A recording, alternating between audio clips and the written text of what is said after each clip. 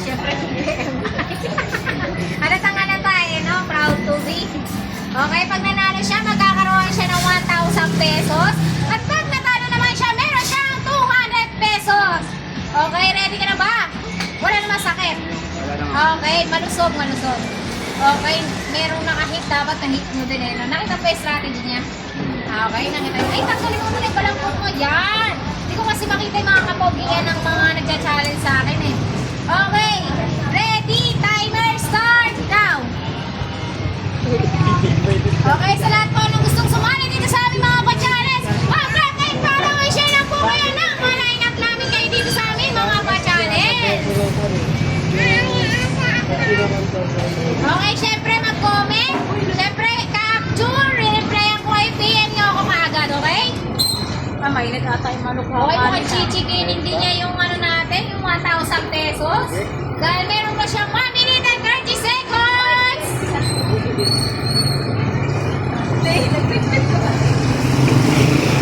Pumasok pa to sa trabaho, tapos nag-sideline pa siya para makuha yung 1,000 pesos, o diba?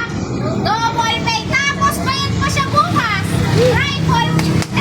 Napakadaming sahod! Okay, meron siya 1 minute and 5 seconds!